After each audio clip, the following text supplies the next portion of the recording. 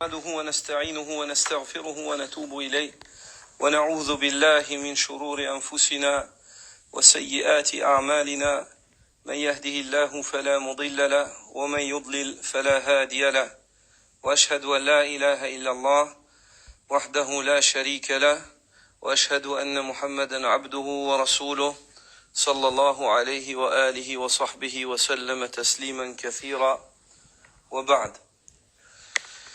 Allah subhanahu wa ta'ala a créé l'être humain et cet être humain est cerné de toutes parts par l'omniscience d'Allah azza wa jal ainsi que la pleine information d'Allah azza wa jal au sujet de tout un chacun parmi ses serviteurs.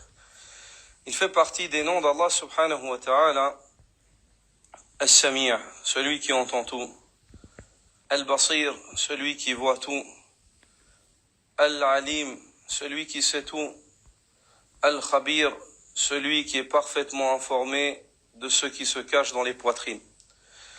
Allah subhanahu wa ta'ala dit يَعْلَمُ خَائِنَةَ الْأَعْيُنِ وَمَا تُخْفِي الصُّدُورِ وَاللَّهُ يَقْضِي بِالْحَقِّ وَالَّذِينَ يَدْعُونَ مِن دُونِهِ لَا يَقْضُونَ بِشَيْءٍ إِنَّ اللَّهَ هُوَ السَّمِيعُ الْبَصِيرُ. Et Allah connaît parfaitement la trahison des yeux, tout comme ce que les poitrines cachent. Et Allah juge en toute équité, conformément à sa pleine capacité de savoir toutes choses d'une manière parfaite. Tandis que ceux qu'ils invoquent en dehors de lui ne jugent rien. En vérité, c'est Allah qui est l'audient et le clairvoyant. Et Allah subhanahu wa ta'ala rappelle à ses serviteurs qu'il les ramènera. Et que ce jour-là, lorsqu'il les ramènera, Allah azza wa jal fera en sorte que chacun de ses serviteurs dévoile ses secrets. Il dit innahu ala raj'ihi laqadir yawma tubla as-sara'ir. Et Allah est certes capable de les ressusciter le jour où les cœurs dévoileront leurs secrets. Allah subhanahu wa ta'ala nous évoque cela aussi dans ce verset lorsqu'il dit afala ya'lamu idha bu'thira ma fil qubur wa hussila ma fis sudur inna rabbahum bihim yawma idhin la khabir. L'homme ne sait-il pas que lorsque ce qui est dans les tombes sera bouleversé, c'est-à-dire que les morts sortiront, seront ressuscités, et il leur sera octroyé de sortir de leur tombeau. Ne sait-il donc pas que sera dans les poitrines? Ce jour-là, certes, leur Seigneur sera parfaitement connaisseur d'eux, même si Allah azza wa jal est toujours et l'a toujours été. Mais celui qui est connaisseur en ce jour-là, c'est celui, certes, qui était connaisseur dans les jours précédents, des jours beaucoup plus faciles. Et celui qui témoigne que ce jour-là, il sait tout, c'est qu'il savait tout auparavant, tabaraka wa ta'ala. Et Allah azza wa jal dit, قُلْ إِن تُخْفُوا مَا فِي صُدُورِكُمْ أَوْ تُبْدُوهُ يَعْلَمْهُ اللَّهُ وَيَعْلَمُ مَا فِي السَّمَاوَاتِ وَمَا فِي الْأَرْضِ وَاللَّهُ عَلَى كُلِّ شَيْءٍ قَدِيرٌ.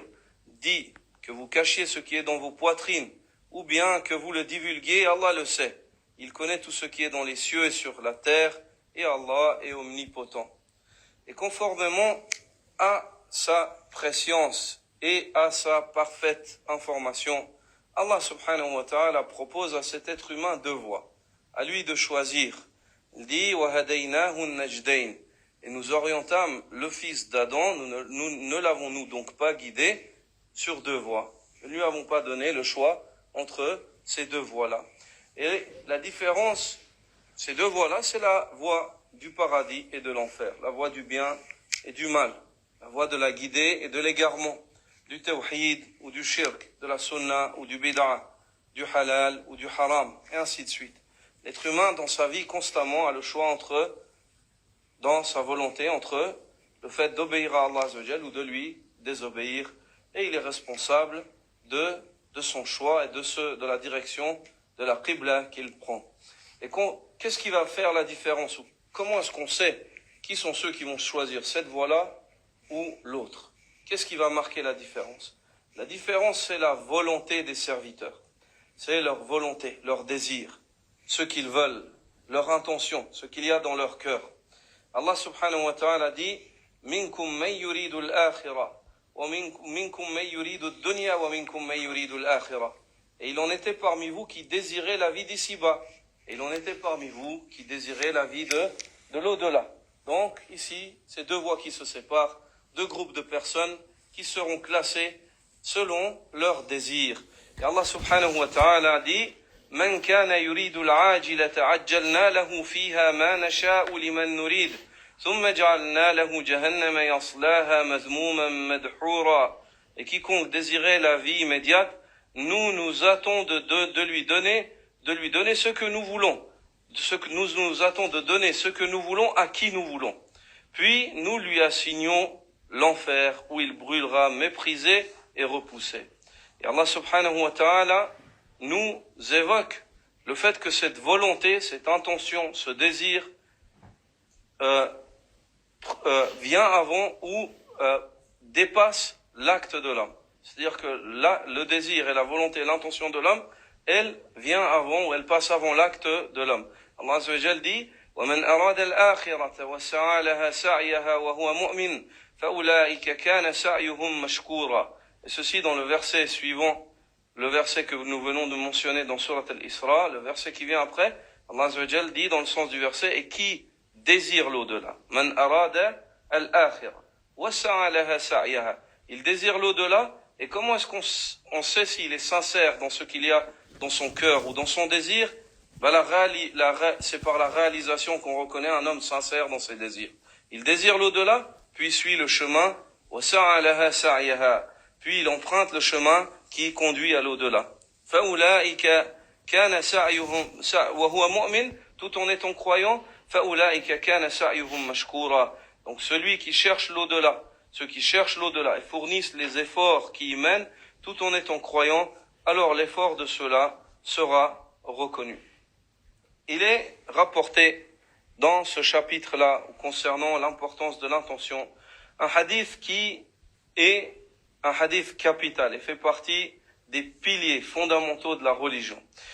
Le hadith que rapporte Omar ibn al-Khattab radiyallahu ta'ala anhu, qui dit avoir entendu le messager d'Allah sallallahu alayhi wa sallam dire Innamal a'malu bin-niyyat. Et dans une variante Innamal a'malu bin-niyyat wa innama likulli imri'in ma nawa. Faman kanat hijratuhu ila Allah wa rasulihi fahijratuhu ila Allah wa rasulihi. ومن كانت هجرته إلى دنيا يصيبها أو امرأة يتزوجها et dans une رواية ينكحها فهجرته إلى ما هاجر إليه. Omar ibn al-Khattab, le prince des croyants, rapporte avoir entendu le messager d'Allah sallallahu alayhi wa sallam dire les actes valent selon leur intention, selon l'intention pour laquelle ils sont faits, sur laquelle ils sont bâtis. Et chaque être humain atteindra ce qu'il atteindra selon son intention. Ou chaque être humain arrivera à ce à quoi il arrivera, où il gagnera, où il tirera de son acte ce qu'il tirera selon son intention. S'il y a deux commentaires de cette parole du prophète sallallahu alayhi wa sallam, la première, c'est que l'être humain sera rétribué conformément, suite à son acte, conformément à son intention. L'intention qui précédait l'acte et qui a suivi cet acte est l'intention sur laquelle cet acte a été établi et bâti. Et le deuxième commentaire, c'est et chaque homme arrivera à ce qu'il arrivera selon l'intention qu'il avait. C'est-à-dire le résultat de cela, de ce à quoi il est arrivé, c'est quoi? C'est l'intention qui a précédé cet acte et celle sur laquelle cet acte était bâti. C'est ce qu'il y avait dans la poitrine de l'homme lors de l'acte, ou avant l'acte et durant l'acte, et puis après l'acte. فَمَنْ كَانَتْ هِجْرَتُهُ إِلَى اللَّهِ وَرَسُولِهِ, celui qui émigre vers Allah et vers son messager, فَهِجْرَتُهُ إِلَى اللَّهِ وَرَسُولِهِ, celui qui émigre vers Allah et vers son messager, il trouvera son émigration vers Allah et vers son messager. Elle lui sera comptée comme telle et il sera rétribué conformément à sa noble intention. وَمَنْ كَانَتْ هِجْرَتُهُ لِدُنْيَا يُصِيبُهَا أَوْ امْرَأَةٍ يَتَزَوَّجُهَا أَوْ إِلَى دُنْيَا يُصِيبُهَا أو امرأة ينكحها فهجرته إلى ما هاجر إليه. Celui qui émigre pour un bien mondain, pour atteindre un bien mondain, pour s'accaparer d'un bien mondain, ou alors pour un bien mondain, ou alors pour marier une femme, son émigration lui sera comptée comme telle. son émigration lui sera comptée sur ce pourquoi il l'a faite. Et il a dit, il n'a ici, فهجرته إلى ما هاجر إليه, il n'a pas répété ce pourquoi il a émigré. Le prophète sallallahu alayhi wa sallam, dans le premier cas, il dit, celui qui émigre auprès d'Allah et de son messager, il trouvera son émigration auprès d'Allah et de son messager. Il a répété. Pourquoi? Car l'intention était noble et elle mérite d'être répétée et d'être mise en avant. Tandis que dans le deuxième cas, celui qui émigre pour un bien mondain ou pour marier une femme, il trouvera son émigration sur ce pourquoi il l'a fait. Le prophète sallallahu alayhi wa sallam a même pas voulu se fatiguer de répéter en fait cela. Il n'a même pas, pour montrer que ça n'a pas du tout d'importance, ce pourquoi il a émigré cette personne-là. Donc il ne trouvera rien de plus que ce pourquoi il l'a fait. Ça restera dans le dunya. Ce sera enterré ici. Ce hadith-là est un noble hadith. Il a été rapporté des imams, des musulmans, depuis les premières époques, de grandes paroles qui attirent l'intention sur l'importance capitale de ce hadith et l'importance que les musulmans doivent accorder à ce hadith-là. Parmi eux, l'imam al-Shafi'i, rahimahullah, qui dit « Inna hadha al-hadith yadkhulu fi sab'ina baban min abwab al-fiqh » Ce hadith-là rentre ou est pris comme fondement dans 70 chapitres parmi les chapitres de la jurisprudence. Et lorsqu'il dit 70 ici, ce n'est pas d'une manière restrictive comme on le comprend en langue française. Les Arabes, lorsqu'ils disent 70, c'est beaucoup. Ils employaient le mot 70 pour dire beaucoup. Et ceci, on le connaît dans la sunna, et les imams vous l'ont souvent répété. Donc ici, l'imam Shafi'i, lorsqu'il dit 70, c'est pas pour dire 1, 2, 3, 4, 5, 6, 70. Non, c'est pour dire beaucoup. Dans tous les chapitres du fiqh, ce hadith-là est le premier hadith que l'on doit étudier afin que l'homme révise son attention avant de se lancer dans de nobles actes. Et certains parmi les savants aimaient débuter leurs écrits par ce hadith. Certains des savants aimaient débuter leurs livres par ce hadith-là.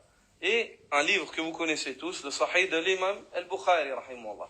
L'imam al-Bukhari a commencé son Sahih par « Innamal a'malu binniyat » Les actes ne valent que par le biais de leur intention. Les savants, anciennement, aimaient débuter leur livre par ce hadith-là pour plusieurs raisons.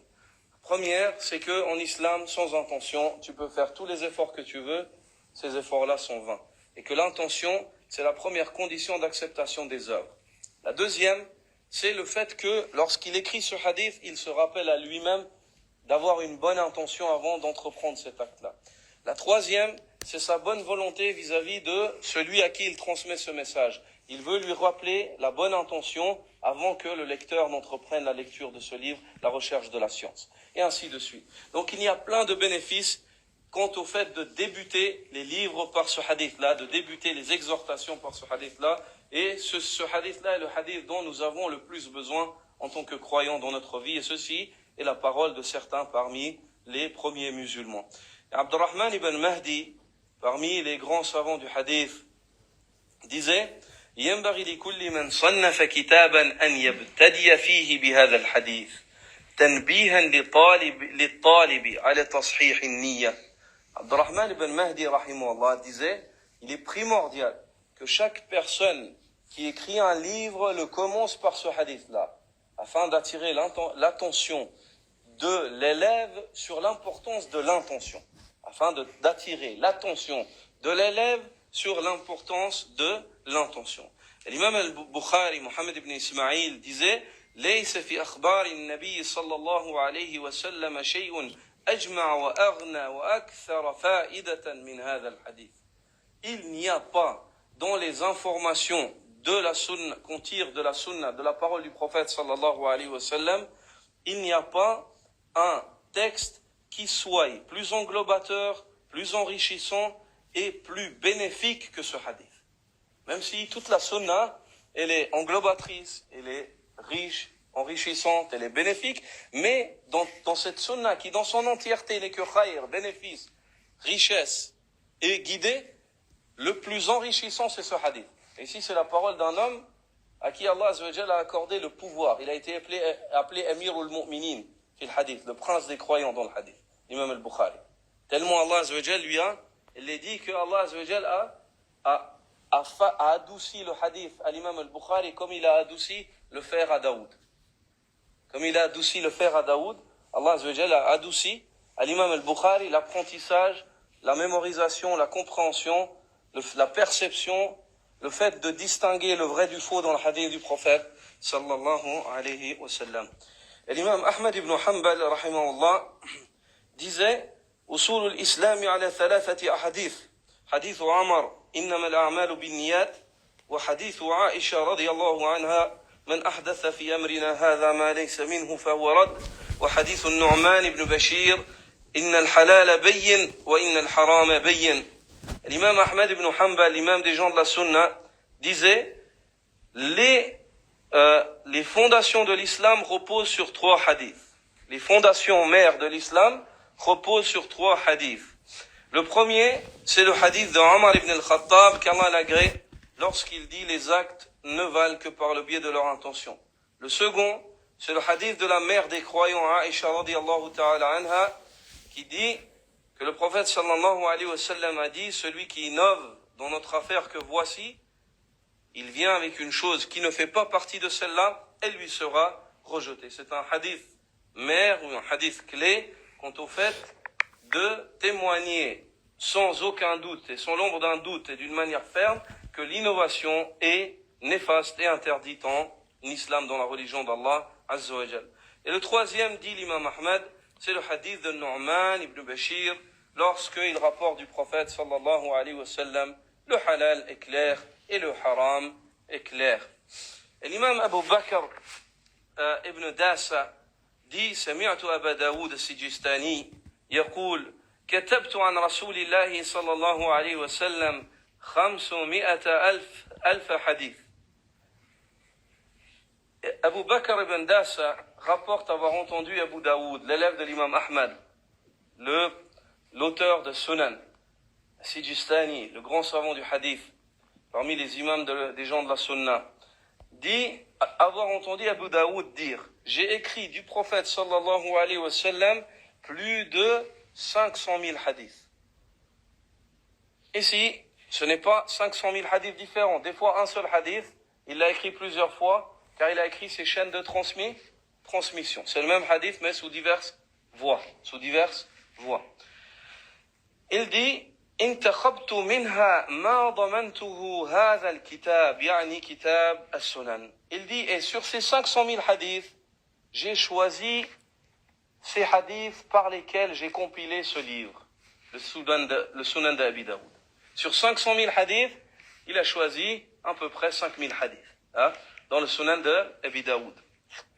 جمعت فيه 4,000 حديث و800 حديث ذكرت الصحيح وما يشبهه ويقاربه.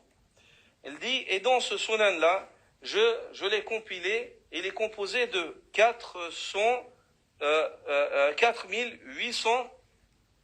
hadiths. 4800 hadiths. J'ai mentionné des hadiths qui sont authentiques, ou bien des hadiths qui ressemblent à des hadiths authentiques, qui se renforcent avec d'autres hadiths authentiques, dont le sens est renforcé, ou bien des hadiths qui sont proches de l'authenticité. Et sachez qu'Abu Daoud mentionne, lorsqu'il écrit aux gens de la Mecque, pour leur dire, pour leur donner le manuel d'utilisation de son sunan, pour leur dire comment est-ce qu'il a compilé son sunan et sur quoi, il dit فَمَا سَكَتْتُ عَنْهُ فَهُوَ عِنْدِي صَالِحٌ لِلِاسْتِعْمَالِ. Les hadiths au sujet desquels je me suis tu, je ne vous ai pas mentionné ni fort ni faible, c'est qu'auprès de moi, selon mes connaissances religieuses et ce qu'il m'est parvenu de la science, c'est des hadiths qui sont bons, on peut les utiliser. Donc dans ce sunan-là, il s'est efforcé de mettre du sahih, ce qui est plus proche du sahih, ou bien des choses des hadiths dont on peut employer. Il dit ويكفي الإنسان لدينه من ذلك 4 أحاديث. ويكفي الإنسان من دينه لذلك 4 أحاديث. Et dans tous ces hadiths, des 500 000, 4800, et des 4800, il suffit à l'homme, dans sa religion, à tout musulman, 4 hadiths. Il suffit à l'homme, dans sa religion, 4 hadiths. Il dit أحدها قوله صلى الله عليه وسلم الأعمال بالنيات.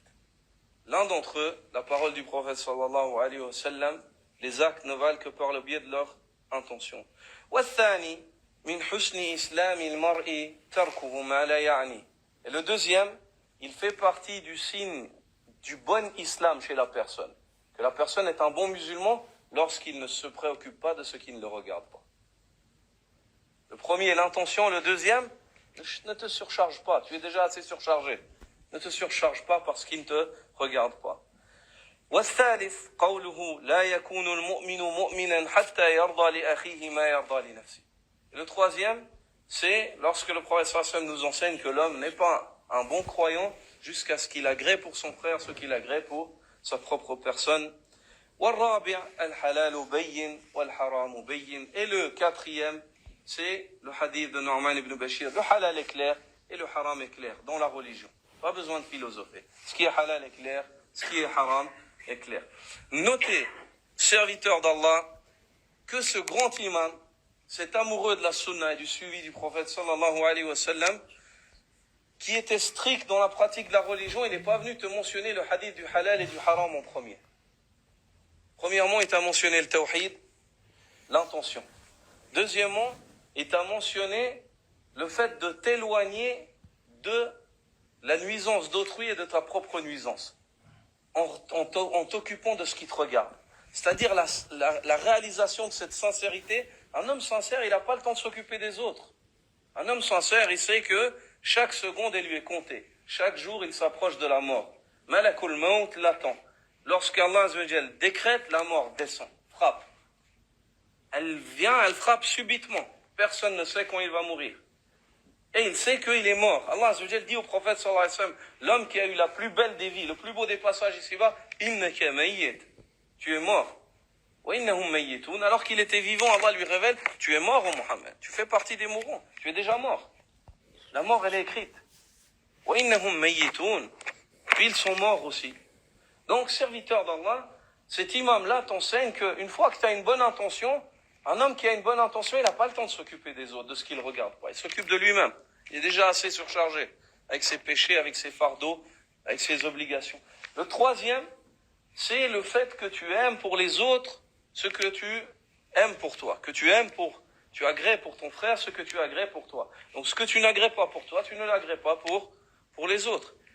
Et le quatrième, après tout ça, il te mentionne le halal et le haram.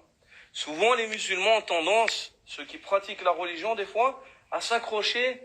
Et il faut pratiquer le halal et s'éloigner du haram, pratiquer les ordres, délaisser les interdits.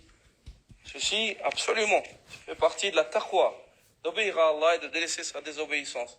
Mais il ne faut pas négliger ce qui précède cela, afin que tu ne sois pas de ceux qui construisent la nuit et détruisent le jour, qui bâtissent le jour pour détruire la nuit. Il est primordial de s'éduquer, et pour cela, l'homme se doit de s'éduquer vis-à-vis d'Allah, de s'éduquer vis-à-vis de lui-même, et de s'éduquer vis-à-vis d'autrui. C'est pour ça que l'imam Abu Daoud mentionne ces trois hadiths. Le premier, c'est l'éducation vis-à-vis d'Allah, l'intention. Le deuxième, c'est l'éducation vis-à-vis de toi-même. Occupe-toi de ce qui te regarde. Ihris ala ma yanfa'uk, wasta'in billah. Le prophète sallallahu alayhi wa sallam dit, occupe-toi de ce qui te sera assurément utile et place ta confiance en Allah. Donc c'est l'éducation vis-à-vis de toi-même. Le troisième hadith, agrée pour les autres ce que tu agrées pour toi. L'éducation vis-à-vis des autres. Puis ensuite, il te mentionne les ordres et les interdits, le halal et le haram. Regardez le fiqh, la compréhension d'Abu Daoud, la compréhension de ces imams-là de la religion, ceux qui ont été éduqués par la sunna du prophète sallallahu alayhi wa sallam. Ibn Rajab al-Hanbali, quant à lui, considérait le hadith « Innama al-a'malu bin-niyya » il disait « Wa mizan lil-a'mali al-batina » wa mizan lil-a'mali al-zahira huwa hadith man amila amalan laysa alayhi amruna fahuwa rad. Ibn Rajab, lorsqu'il commente ces hadiths-là, dans Jami' al-Ulum wal-Hikam, il dit que le hadith de l'intention, c'est le hadith avec lequel l'homme pèse ses œuvres intérieures. Il mesure son intérieur. Avec innamal a'malu binniyat. Il corrige son intérieur. Quant au hadith d'Aïcha, celui qui innove dans notre religion, que voici, le prophète sallam dit, celui qui vient avec une chose nouvelle dans notre affaire, que voici dans l'islam, elle lui est rejetée. Ce hadith-là, c'est le poids de mesure pour mesurer les œuvres extérieures et apparentes. Et ces deux hadiths-là font référence aux deux témoignages. La ilaha illallah, innamal a'malu binniyat. Les œuvres ne valent que par le biais des intentions. Muhammadun Rasulullah, le témoignage que Muhammad est le messager d'Allah, celui qui innove dans notre affaire que voici, son en acte lui sera rejeté. Quant à ce hadith-là, le hadith des œuvres, les œuvres ne valent que par le biais de leur intention, il est fait mention, comme le mentionne Tabarani, ainsi que d'autres, une variante dans laquelle il est dit que la raison de cette parole du prophète sallallahu alayhi wa sallam aurait été le muhajir de Qais. Un homme qui a été appelé muhajiru Qais. C'est un homme qui a émigré pour épouser une femme qui s'appelait Qais. Son émigration, il l'a faite pour cela. Il aimait cette femme et lui a dit, si tu veux m'épouser, alors émigre comme les autres ont émigré afin que tu m'épouses. Et cet homme-là a fait cela pour cela et il dit que c'est la raison de ce hadith-là. Mais ceci est contredit par une grande majorité des savants du hadith. Quant au muhajir de Qais, son récit est juste et vrai. Son récit est juste et vrai. Il a été rapporté et mentionné par l'imam al-Nasa'i et authentifié par Ibn Hajar, ainsi que Cheikh al-Albani, lorsque il a été rapporté dans d'autres recueils de la sunna du prophète sallallahu alayhi wa sallam, notamment al-Nasa'i sauf erreur, et où il est mentionné que Shaqiq ibn Salama, le tabi'i, rapporte d'Abdullah ibn Mas'ud radiyallahu ta'ala anhu, qui dit Man hajara yabtaghi shay'an fahuwa lah. Celui qui émigre et désire par son émigration une chose, il aura son émigration selon la chose pour laquelle il a émigré. Ici, Abdullah ibn Mas'ud fait référence à la parole du prophète sallallahu alayhi wa sallam. قال هاجر رجل ليتزوج امرأة يقال لها قيس. Ibn Mas'ud dit, un homme émigra pour marier une femme qui était nommée Qais. وكان يسمى مهاجر قيس. C'est pour cela qu'on a appelé cet homme-là l'émigré de Qais. L'émigré de Qais. Ce récit-là, il est vrai. Mais est-ce que sur le récit de cet homme, c'est la cause de la parole du prophète sallallahu alayhi wa sallam, innamal a'malu binniyat, il n'y a pas de preuve pour cela. Quant à ce récit-là, il est vrai, et il fait aussi allusion à ce principe, qui est le fait que l'homme sera reconnu ici-bas, des fois selon la chose pour laquelle il a fait un acte. Sur la chose pour laquelle il a fait un acte avant même l'au-delà. Quant à un autre récit qui fait référence à l'intention, c'est le hadith de Sulaym avec Abi Talha, tous deux compagnons du prophète sallallahu alayhi wa sallam. Abu Talha, avant qu'il ne soit musulman, voulait épouser Sulaym.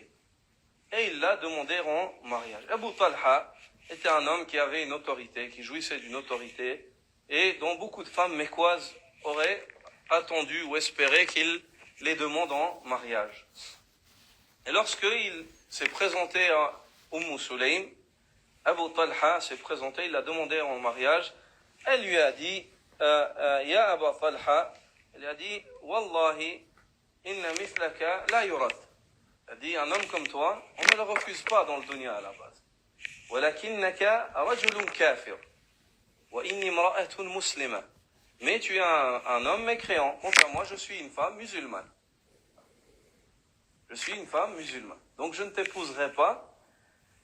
Et je ne t'épouserai pas sauf si tu deviens musulman. Tu te soumets à Allah.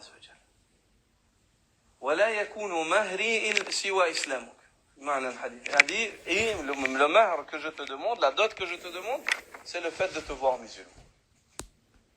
Abu Talha a accepté l'islam et fait partie des nobles compagnons du prophète sallallahu alayhi wa sallam. Et la cause de l'islam, ça a été cette femme. La cause de l'islam, le déclic, ça a été cette femme, Sulaym, tous deux compagnons, et ils ont eu des enfants, radiyallahu anhuma, qu'Allah les agrée, ainsi que tous les compagnons du prophète, sallallahu alayhi wa sallam. Serviteur d'Allah, Allah subhanahu wa ta'ala prend en considération l'intention de l'homme. Et la miséricorde d'Allah veut que l'homme est rétribué selon son intention. Abdullah ibn Abbas rapporte du prophète sallallahu alayhi wa sallam le fait que le messager d'Allah ait dit Inna Allah kataba al-hasanati wa sayyi'at thumma bayyana dhalik. Allah azza wa jalla a prescrit, a inscrit les bonnes actions et les mauvaises. Ceci conformément à sa préscience. La science d'Allah dépasse les actes et les œuvres des serviteurs. Thumma bayyana dhalik. Puis Allah azza wa jalla a expliqué cela. Et ici, bayyana dhalik, qu'est-ce que ça veut dire cette parole? Elle peut être très brumeuse, même pour les arabophones. بين ذلك في وحي بين ما يريد من عباده من الحسنات وما هو حسن عند الله وبين ما هو سيء عند الله. Allah Azza wa Jal a prescrit les bonnes actions et les mauvaises actions. Puis il a décrit. Il a décrit ce qui est bonne action et ce qui est mauvaise action. Clarifié et décrit d'une manière évidente. Clarifié et décrit d'une manière évidente ce qui est bien auprès de lui, ce qui vaut des bonnes actions et ce qui vaut des mauvaises actions dans la législation qu'il a révélée à son prophète sallallahu alayhi wa sallam. Puis le prophète sallallahu alayhi wa sallam fait ensuite allusion à l'influence de l'intention. Il dit فَمَنْ هَمَّ بِحَسَنَةٍ فَلَمْ يَعْمَلْهَا كَتَبَهَا اللَّهُ لَهُ عِنْدَهُ حَسَنَةً كَامِلَةً. Celui qui veut faire une bonne action, puis il ne la fait pas. Allah lui inscrit une bonne action complète. Ici, les savants, lorsqu'ils commentent ce hadith-là, ils disent qu'il s'agit de tout homme, sauf celui qui délaisse par paresse ou par hostilité la bonne action. Tu veux faire une bonne action, mais tout d'un coup, t'es pris. Donc, bon, t'as des choses qui t'empêchent. Un téléphone, et puis tu voulais faire une bonne action, t'étais sincère, Allah t'inscrit. Exemple, tu t'assois et tu voulais lire le Coran. Puis tout d'un coup, ta mère t'appelle. Viens, mon fils, Allah t'inscrit la lecture du Coran plus l'obéissance à la maman, subhanallah. Quant à la lecture du Coran, il te l'inscrit une fois, complète. Pas 10. Tu l'as pas fait. Déjà un, c'est bien, alhamdulillah. Grâce à Allah azza wa jalla. Puis ensuite, le prophète sallallahu alayhi wa sallam dit فَإِنْ هُوَ هَمَّ بِهَا فَعَمِلَهَا كَتَبَهَا اللَّهُ لَهُ عِنْدَهُ 10 حسنات إلى 700 ضعف إلى أضعاف كثيرة. Puis lorsque l'homme veut faire une bonne action, puis qu'il l'a fait, il a l'intention, puis il passe à l'acte, Allah subhanahu wa ta'ala lui inscrit 10 bonnes actions. Jusqu'à 700 bonnes actions. Jusqu'à une multitude de bonnes actions. Ibn al-Qayyim, lorsqu'il commente ce hadith, ainsi que d'autres hadiths comme celui-là, il dit, il se peut que l'homme, pour une bonne action, il ait des millions et des milliards de hasanat. C'est quoi qui va distinguer? C'est quoi qui va marquer la différence? C'est la niyya, c'est l'intention. C'est la niyya. Pourquoi est-ce qu'il fait cela? Est-ce qu'il fait cela pour Allah, parce qu'il aime Allah, parce qu'il veut l'agrément d'Allah, il espère rencontrer Allah? S'il fait cela pour ça, Allah subhanahu wa ta'ala, seul Allah sait. Seul Allah sait ce qu'Allah azza wa jalla prépare à ses serviteurs sincères. Ensuite, le prophète sallallahu alayhi wa sallam dit وَمَنْ هَمَّ بِسَيِّئَةٍ فَلَمْ يَعْمَلْهَا كَتَبَهَا اللَّهُ لَهُ عِنْدَهُ حَسَنَةً كَامِلَةً. Quant à celui qui désire faire une mauvaise action, puis ne la fait pas, Allah lui inscrit une bonne action. Ici, il ne s'agit pas de celui qui délaisse une mauvaise action parce que il n'a pas pu. On l'a empêché. Exemple, un voleur veut voler, puis il est saisi, on ne l'a pas permis de voler. Il n'a pas de bonne action, celui-là. Ou bien une personne veut commettre le zina, puis la femme se refuse à lui. Il n'a aucune bonne action, celui-là. Ici, il s'agit d'un homme qui veut faire une mauvaise action, il est prêt à passer à l'acte, à faire la mauvaise action, mais il se retire, il ne la fait pas. Il ne la fait pas. Cette personne-là, Allah azza wa jalla lui inscrit une bonne action. Regardez la miséricorde d'Allah subhanahu wa ta'ala. Puis ensuite, le prophète sallallahu alayhi wa sallam dit فَإِنْ هُوَ هَمَّ بِهَا فَعَمِلَهَا كَتَبَهَا اللَّهُ لَهُ سَيِّئَةً وَاحِدَةً. Et si, par conséquent, l'homme veut faire une mauvaise action, puis qu'il fait cette mauvaise action, Allah lui inscrit combien de mauvaises actions? Une seule, subhanallah. Donc on a ici 4 situations. La première, c'est le fait que l'homme veuille faire une bonne action, mais il est empêché, il ne la fait pas. Allah lui inscrit combien? Une bonne action. Puis la deuxième, c'est lorsque l'homme veut faire une bonne action, mais il l'a fait. Combien Allah lui inscrit? 10, jusqu'à 700, et jusqu'à beaucoup plus, s'il est sincère. C'est quoi qui va différencier cela? La niya, la sincérité. Plus il recherche le visage d'Allah, plus il est monothéiste, il fait ça pour Allah, pour personne d'autre qu'Allah, alors Allah lui inscrit beaucoup et beaucoup de hasanat. Ça, c'est la deuxième situation. La troisième, c'est la situation d'un homme qui veut faire une mauvaise action, mais il ne la fait pas parce qu'il se retire. Allah lui inscrit une quoi? Bonne action. Puis la dernière, l'homme veut faire une mauvaise action, puis il l'a fait. Allah lui inscrit une mauvaise action. Subhanallah, la miséricorde d'Allah, tabaraka wa ta'ala. Quant à la mauvaise finalité de la mauvaise intention, j'aimerais vous mentionner maintenant des hadiths qui avertissent contre la mauvaise intention, des hadiths qui motivent à la bonne intention en montrant ce qu'Allah prépare à tout un chacun conformément à son intention. Quant à la mauvaise intention et sa mauvaise finalité, malgré les efforts de ceux qui ont fait les œuvres, ces œuvres qu'ils ont bâties sur une mauvaise intention, sur une mauvaise base. Il est rapporté, selon Abi Hurayra, que le prophète sallallahu alayhi wa sallam a dit: إن أول الناس يقضى يوم القيامة عليه رجل استشهد فأتي به فعرفه نعمه فعرفها قال فما عملت فيها قال قتلت فيك حتى استشهدت قال كذبت ولكنك قاتلت لأن يقال جريء أي شجاع بطل فقد قيل ثم أمر به فسحب على وجهه حتى ألقي في النار. Les trois premières personnes, catégories de personnes sur lesquelles la sentence sera levée le jour de la résurrection sont: le premier d'entre eux, un homme qui est tombé au combat. Il sera amené, on lui fera reconnaître les faveurs qui lui ont été accordées. Il les reconnaîtra les unes après les autres. La force, le courage, les connaissances, la perspicacité, et ainsi de suite. Il les reconnaîtra toutes. Et on lui dira: qu'as-tu donc fait avec ce qui t'a été accordé? Il dira: j'ai combattu pour toi jusqu'à ce que je tombe au combat, je tombe martyr. Il lui sera dit: tu mens. Tu as plutôt combattu pour que les gens disent de toi: c'est un homme courageux.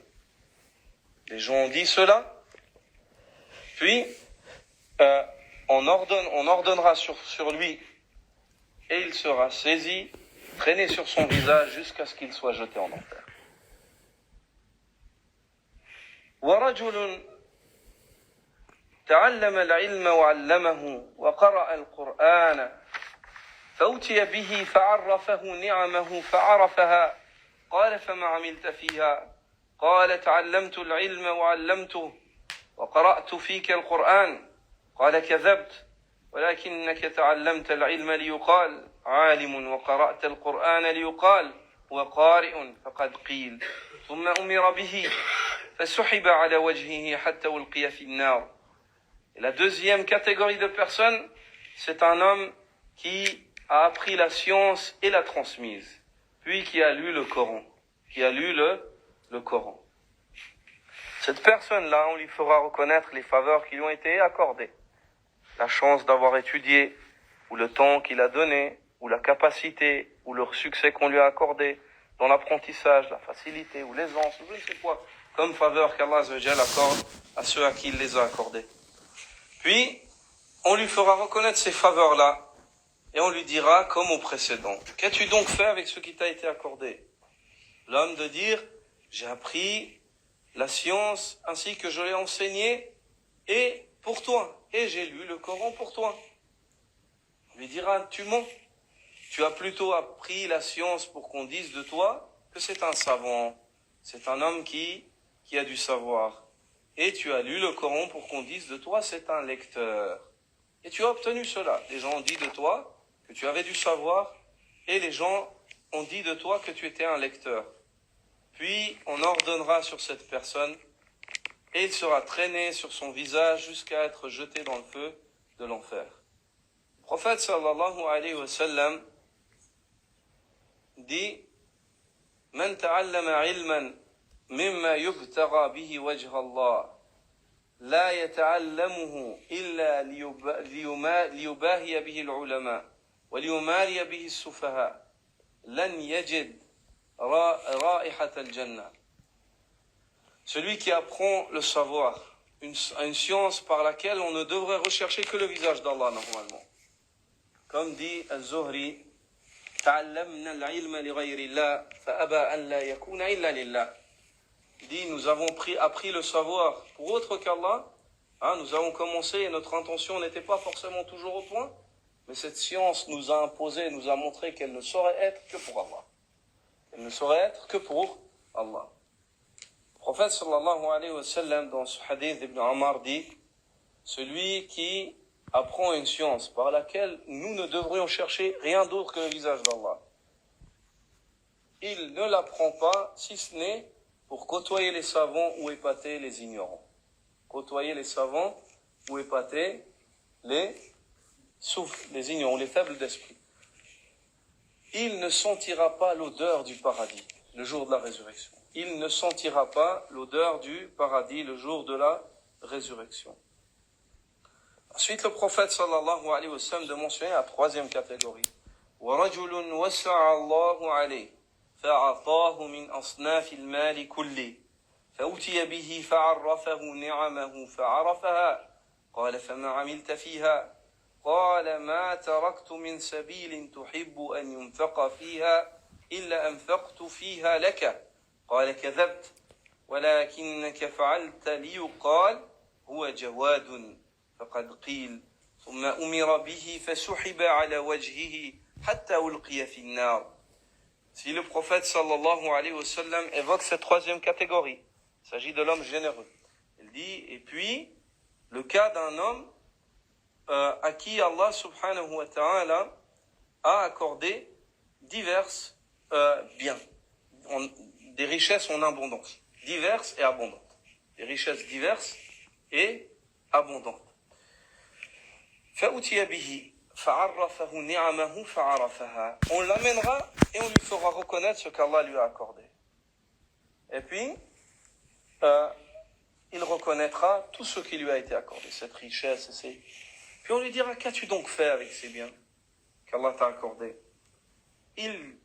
Cet homme-là donc de répondre, je n'ai pas laissé une voie dans laquelle tu aimes que l'on dépense pour toi, si ce n'est que j'ai dépensé pour toi. On lui dira, tu mens. Tu as dépensé cela pour qu'on dise de toi que c'est un homme généreux. Et tu as obtenu cela. Les gens disaient de toi que tu étais un homme généreux. Puis on ordonnera à nouveau sur cette personne-là et il sera saisi, traîné sur son visage jusqu'à être jeté dans l'enfer. L'homme à la mauvaise intention qui désire faire un acte mais est privé par le qadar d'Allah éclope du péché de son intention, malgré le fait qu'il n'a pas réussi à réaliser ce qu'il voulait réaliser. Abu Bakr radiyallahu ta'ala anhu rapporte du prophète sallallahu alayhi wa sallam cette parole lorsqu'il dit إِذَا الْتَقَى الْمُسْلِمَانِ بِسَيْفَيْهِمَا فَالْقَاتِلُ وَالْمَقْتُولُ فِي النَّارِ. Lorsque deux musulmans se rencontrent en levant tous deux les épées, celui qui tue et celui qui est tué seront tous deux en enfer. Les compagnons dirent هذا يا رسول الله هذا القاتل فما بال المقتول. Au messager d'Allah, d'accord, celui qui a tué on comprend, mais qu'en est-il de celui qui est tué? قال النبي صلى الله عليه وسلم إنه كان حريصا على قتل صاحبه. Ceci car celui qui est tué était désireux, il avait un désir ardent de tuer son comment on appelle ça? Non. Belli, il y a un mot, belli, un mot dans la langue française. Belligérant, c'est pas ça? Yani, je me disais, je voulais voir si ce mot-là existe. s'il y a un mot pour dire cela, celui avec qui tu as eu une querelle et que tu t'es battu. Quoi qu'il en soit, si les frères le retrouvent, ils nous disent, comme ça on apprend une chose au passage dans la langue. Donc, ici, l'homme, son belligérant, ouais. Son adversaire, exactement, belligérant, ouais. Donc, l'homme, adversaire, je pense que les gens comprennent mieux, et puis nous aussi, on retiendra plus facilement. Donc, le prophète, sallallahu alayhi wa sallam, lorsque les compagnons se sont étonnés, il a dit, cet homme-là qui a été tué, il avait un désir ardent de tuer son adversaire, son belligérant, son adversaire. Il voulait le tuer. S'il avait pu, il l'aurait fait. Mais il a été empêché par son intention ou par le qadar d'Allah. Donc il n'est nullement rétribué, il a un péché. Comme on a vu dans le premier hadith. Lorsque l'homme veut faire une mauvaise action, mais il ne la fait pas, parce qu'il n'a pas voulu la faire à la fin. Il a une bonne action qui lui inscrit. Mais ici, il n'a pas fait la mauvaise action car il a été empêché. Pourtant, il avait un désir ardent de la faire. Quant au fait que deux catégories de personnes terminent de la même manière leur vie et que dans l'au-delà, ils soient différents, ceci a été évoqué. Et que leurs différences soient basées sur leur intention, ceci a été évoqué dans la sunna du prophète sallallahu alayhi wa sallam. Selon la mère des croyants, Aïcha radiyallahu ta'ala anha, qui dit que le messager d'Allah sallallahu alayhi wa sallam a dit « Yarzu jayshun al-Ka'ba » une armée s'en ira pour combattre la Kaaba, pour détruire, saccager la Kaaba. فَإِذَا كَانُوا بِبَيْدَاءَ مِنَ الْأَرْضِ يُخْسَفُ بِأَوَّلِهِمْ وَآخِرِهِمْ lorsqu'ils seront بِبَيْدَاءَ مِنَ الْأَرْضِ dans une contrée désertique, dans une contrée retirée, campagnarde, désertique, et il n'a pas mentionné le lieu car ça n'a pas d'importance.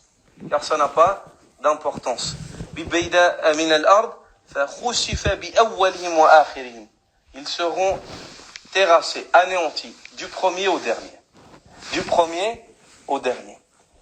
Ici, cette armée-là, elle n'a pas été mentionnée, laquelle c'était. Et ici, le prophète sallallahu alayhi wa sallam nous dit qu'ils seront terrassés, du premier jusqu'au dernier. Dans certaines variantes du hadith, le prophète sallallahu alayhi wa sallam dit, sauf ceux qui seront propulsés par le fracas. La terre, elle va s'ouvrir, elle va les engloutir. Et des personnes qui seront dans les bords de la caravane, ils seront propulsés. Le prophète sallallahu alayhi wa sallam dit ceci afin qu'ils aillent à la Mecque témoigner de ce qu'ils ont vu. Allah azza wa jalla fera cela afin qu'ils aillent à la Mecque témoigner de ce qu'ils ont vu. Qalat, la mère des croyants dit, qultu, elle dit, j'ai dit au messager d'Allah, Ya Rasulallah, كيف يخسف بأولهم وآخرهم وفيهم أسواقهم ومن ليس منهم.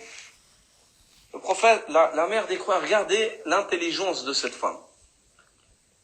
Elle dit, j'ai écouté cela, j'ai dit, ô messager d'Allah, comment est-ce qu'on va terrasser le premier et le dernier d'entre eux? Alors qu'il y a parmi eux, aswaquhum, les servants du voyage qui les conduisent ou qui portent leurs bagages. Ou bien des gens qui les ont rejoints, ils ont rejoint la caravane au passage, puis ils ont voyagé avec eux. Regardez l'intelligence d'Aïcha. Radiyallahu anha. Elle ne lui a pas dit qui sont cette armée, ya Rasulallah? C'est quoi leur nom? Pourquoi ils vont détruire la Kaaba? Elle ne s'est pas intéressée de tout cela. Non, elle a voulu comprendre le tawhid, la niya, l'impact de la niya. Comment ça se fait? Alors qu'il y a des gens qui ne voulaient pas faire ça. Comment? Elle voulait comprendre afin de chasser les ambiguïtés. En fin de compte, qui c'est cette armée? Quels sont leurs noms? En quoi est-ce que ça t'intéresse? Pour toi et moi, c'est une science qui ne t'apportera rien à ton niveau et à mon niveau, et une ignorance dont tu ne perdras rien de ne pas savoir cela. Par contre, de ne pas comprendre la suite du hadith, qui est le résultat de la question de cette femme savante et étudiante auprès du meilleur des enseignants, le messager d'Allah, sallallahu alayhi wa sallam, là tu seras perdant. Là tu auras perdu le fiqh et la compréhension du hadith. On voit que les salafs posaient des questions, et on a vu dans le hadith de ce matin, ils posaient des questions utiles. Pour cela que des fois, certaines personnes viennent et questionnent. Combien est-ce que le shaitan, comme ceci a été exposé comme question à Cheikh Suleiman Rouhaili ou d'autres, ou Cheikh Salah Al-Fawzan, est-ce que le shaitan se marie? Est-ce qu'il a des enfants? En quoi est-ce que ça te regarde, toi? Qu'est-ce que ça te regarde? Ça t'intéresse? Ça m'intéresse pas du tout. Ce qui m'intéresse, c'est comment obéir à Allah, comment me protéger du shaitan, comment le combattre. Ça m'intéresse. Mais ces détails inutiles. C'est inutile de poser et de fatiguer les imams avec des questions comme ça. Premièrement, parce que la plupart de ces choses-là, ils les savent pas. Mais avant cela aussi, c'est que toi, le fait d'ignorer cela, tu n'auras rien perdu. Et ne perds pas ton temps et ne perds pas les temps des gens ainsi que leur énergie. Ici, la mère des croyants, Aïcha radiyallahu ta'ala anha, pose cette noble question. Comment, ya Rasulallah, comment est-ce possible qu'ils soient tous anéantis alors qu'il y a parmi eux les voyageurs qui n'avaient pas l'intention de faire cela, ainsi que ceux qui supportaient la caravane ou qui servaient la caravane. Regarde la réponse. يخسف بأولهم وآخرهم ثم يبعثون على نياتهم. Allah les anéantira du premier au dernier. De nouveau, le prophète sallallahu alayhi wa sallam répète ce qu'il vient de dire. Avec cela, il appuie le fait que c'est le messager d'Allah. Il ne parle pas de son propre chef. Ce qui lui est dit, il le dit. Et il le répète. يخسف بأولهم وآخرهم. Puis ensuite, il explique. ثم يبعثون على نياتهم. Puis ils seront ressuscités conformément à leur intention. Celui qui avait une mauvaise intention, il paiera le prix. Celui qui était une victime, il aura terminé le dunya et il sera ressuscité avec ses œuvres. Quoi qu'il en soit, il ne devait pas vivre plus que cela. Subhanallah. Regardez la science du prophète sallallahu alayhi wa sallam. Ces fondamentaux que le prophète sallallahu alayhi wa sallam inculque dans le cœur des croyants lorsqu'il leur enseigne cela de cette manière. Selon Abu Moussa al-Ash'ari radiyallahu ta'ala anhu, et nous passons maintenant à des hadiths qui évoquent le bénéfice que l'homme tire de la bonne intention, l'intention vertueuse. Abu Moussa al-Ash'ari dit, le messager d'Allah sallallahu alayhi wa sallam a dit, إِذَا مَرِضَ الْعَبْدُ أَوْ سَافَرَ كُتِبَ لَهُ مِثْلُ مَا كَانَ يَعْمَلُ مُقِيمًا صَحِيحًا. Lorsque le serviteur tombe malade, ou alors qu'il voyage, Allah lui inscrit les œuvres qu'il faisait étant résident et en bonne santé, résident et sain, en bonne santé. Allah lui inscrit ces œuvres. Lorsque toi tu as l'habitude de jeûner les lundis et les jeudis, puis que tu tombes malade ou que tu voyages, tu ne peux pas jeûner, le lundi et le jeudi, ils cessent d'être inscrits pour toi auprès d'Allah. Subhanallah. Lorsque toi, tu as l'habitude de prier la nuit, puis que tu es sur la route et tu ne peux pas t'arrêter avec la voiture, et tu es en famille, ainsi de suite, si chaque soir tu avais l'habitude cultuelle de prier la nuit, Allah t'inscrit la prière de nuit, alors que tu es au volant, en train de parler avec ton épouse et tes enfants. Subhanallah. La grâce d'Allah. Vous voyez l'impact de la bonne intention de celui qui fait des œuvres, même s'il est privé par le qadr d'Allah, Allah lui inscrit l'œuvre comme on l'a évoqué précédemment. Et selon Ma'an ibn Yazid, le compagnon du prophète sallallahu alayhi wa sallam, qui dit, بايعت رسول الله صلى الله عليه وسلم أنا وأبي وجدي وخطب علي فأنكحني وخاصمت إليه وكان أبي يزيد أخرج دنانير يتصدق بها فوضعها عند رجل في المسجد فجئت فأخذتها فأتيت بها فقال والله ما إياك أردت فخاصمته إلى رسول الله صلى الله عليه وسلم فقال لك ما نويت يا يزيد ولك ما أخذت يا معن. Le prophète sallallahu alayhi wa sallam, dans ce hadith rapporté par l'imam al-Bukhari, selon Ma'an, le fils de Yazid, qui dit, j'ai prêté serment d'allégeance au prophète sallallahu alayhi wa sallam, acceptant l'islam, moi, mon père et mon grand-père, tous trois. Et le prophète sallallahu alayhi wa sallam avait une telle proximité avec moi qu'il a demandé la main d'une fille pour moi. C'est-à-dire, Ma'an voulait épouser une fille, il a envoyé qui? Le messager d'Allah sallallahu alayhi wa sallam demandait au père. Et le père ne refuse pas. Le messager d'Allah est venu, il a donné la fille, il a marié la fille. Avec cela, le compagnon témoigne de sa proximité avec le messager d'Allah sallallahu alayhi wa sallam. Puis il dit, un jour, mon père Yazid a donné certains dinars à un homme dans la mosquée pour qu'il les distribue aux besogneux. J'ai pris moi une partie de cet argent-là. J'ai pris une partie de cet argent-là. Et puis j'ai dit à mon père, c'est toi qui as donné cet argent pour la sadaqa? Oui. Ben, j'en ai pris une partie. Il ne vivait plus chez son père, et Ma'an, comme le rapportent les commentateurs de ce hadith, était pauvre. Était lui-même pauvre. Il avait besoin d'aide. Et il a dit, j'en ai pris une part. Regardez le père, la sincérité des sahaba. Wallahi, par Allah, ce n'est pas pour toi que je les ai donnés. Pourquoi? Parce que toi, t'es mon fils. Normalement, je t'aide si je peux. Mais là, j'ai voulu les donner pour m'approcher d'Allah. Il a eu peur que ça ne lui soit pas compté comme une aumône. Subhanallah. Regardez la sincérité des sahaba. Et Man a dit, alors je vais me disputer cette affaire avec toi devant le messager d'Allah, sallallahu alayhi wa sallam, afin qu'il tranche, pour nous enseigner si ça t'est compté comme sadaqa ou pas, et si j'avais le droit ou pas. Le messager d'Allah, sallallahu alayhi wa sallam, lui dit, لَكَ مَا نَوَيْتَ يَا يَزِيدُ وَلَكَ مَا أَخَذْتَ يَا مَعْنَ.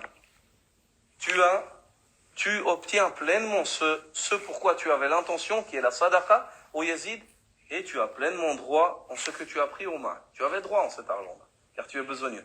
Tu avais droit en cet argent-là. Subhanallah. Voyez la manière de juger du prophète, sallallahu alayhi wa sallam, de concilier les différents des gens avec la science, la sagesse, la douceur du prophète, sallallahu alayhi wa sallam. Et selon Anas ibn Malik, dans un hadith qui nous enseigne que l'homme reçoit sa rétribution même s'il ne fait pas l'œuvre. On l'a mentionné précédemment, mais c'est un hadith encore plus explicite. Où Anas ibn Malik, radiyallahu ta'ala anhu, dit, رجع رسول الله صلى الله عليه وسلم من غزوة تبوك فدنا من المدينة. Le prophète sallallahu alayhi wa sallam est revenu avec sa cavalerie de la bataille de Tabouk.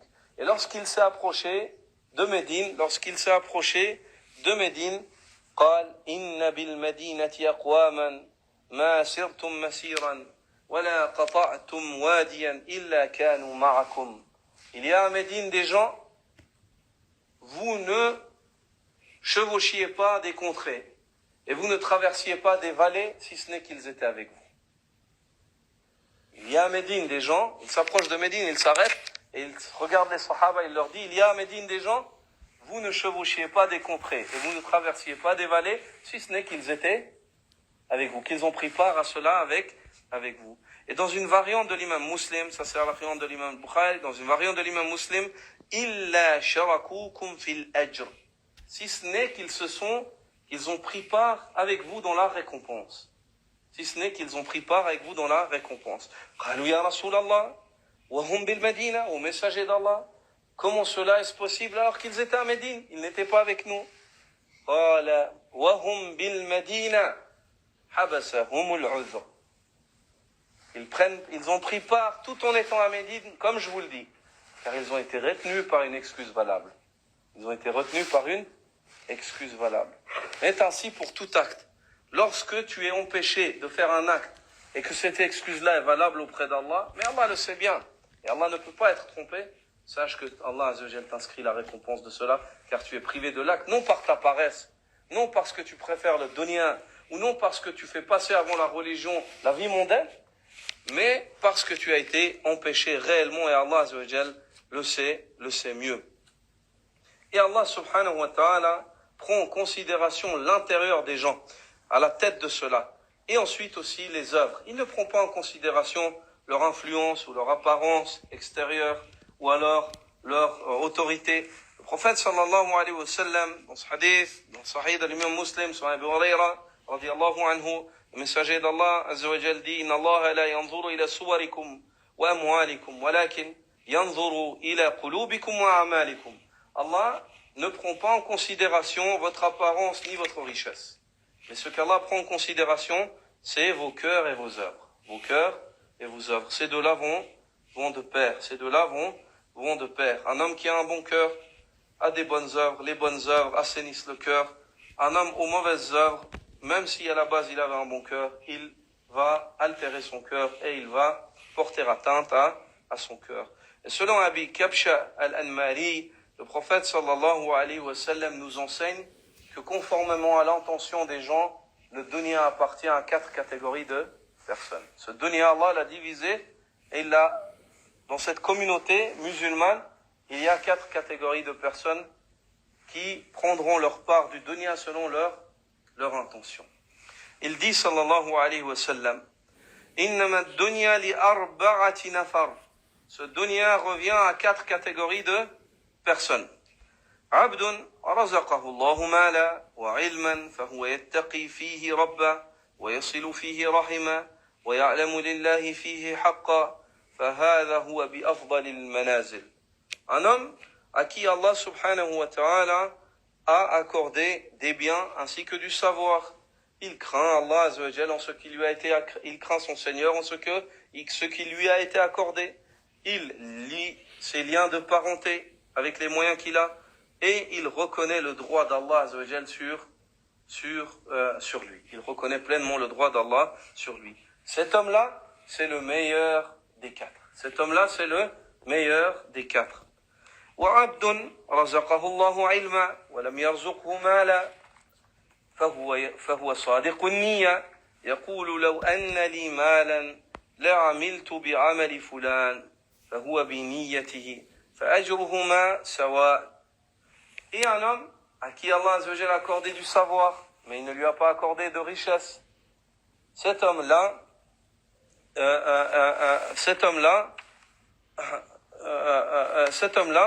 par contre, cet homme-là, il n'a pas de richesse, mais il est sincère dans son intention.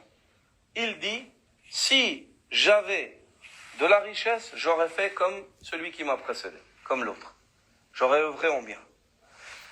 Et cet homme-là aura sa rétribution conformément à son intention.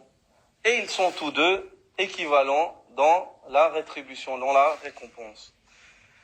Ensuite, le prophète sallallahu alayhi wa sallam dit وَعَبْدٌ رَزَقَهُ اللَّهُ مَالًا وَلَمْ يَرْزُقْهُ عِلْمًا يَخْبِطُ فِي مَالِهِ بِغَيْرِ عِلْمٍ وَلَا يَتَّقِي فِيهِ رَبَّهُ وَلَا يَصِلُ فِيهِ رَحِمًا وَلَا يَعْلَمُ لِلَّهِ فِيهِ حَقًّا فَهَذَا بِأَخْبَثِ الْمَنَازِلِ.